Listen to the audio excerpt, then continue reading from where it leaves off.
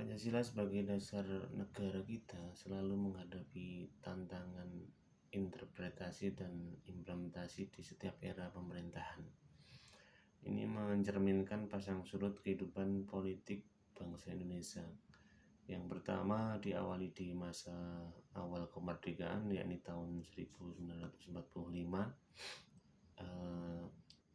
Pancasila sebagai dasar negara yang ada di Undang-Undang Dasar 1945 di tengah banyaknya ancaman disintegrasi bangsa kita di waktu itu. Banyaknya munculnya pemberontakan bersenjata seperti PKI di Madiun, kemudian juga ada DITII yang berupaya mengganti Pancasila dengan ideologi komunis waktu itu. Kemudian yang kedua, di masa Indonesia berubah menjadi Republik Indonesia Serikat atau RIS, dan demokrasi parlementer, yakni sekitar tahun 49 sampai tahun 59.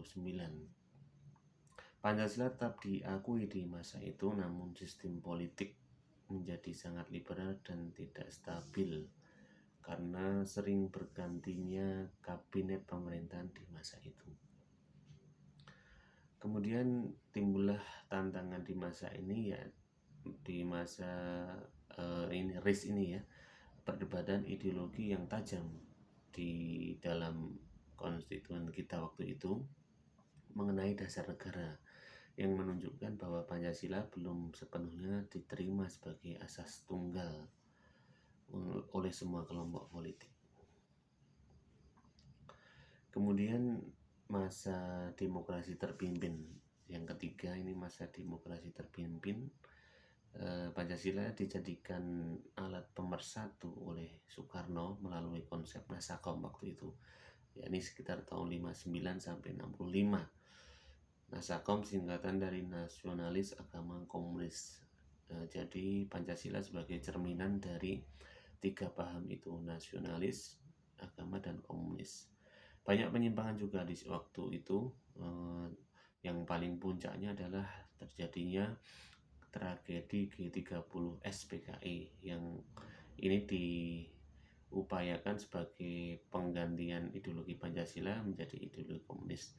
Dan terakhir adalah masa Orde Baru dan masa reformasi, yakni tahun 1966 sampai 1998, ini masa Orde Baru. Pancasila ditetapkan sebagai asas tunggal dan disosialisasikan secara masif melalui program P4 waktu itu oleh Pak Presiden Soeharto.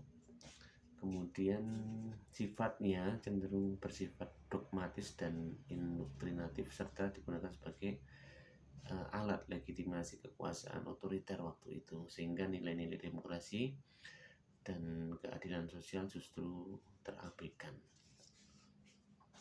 Di masa reformasi, Pancasila kembali sebagai ideologi negara yang terbuka dan dasar moral bangsa dengan fokus pada penguatan nilai demokrasi.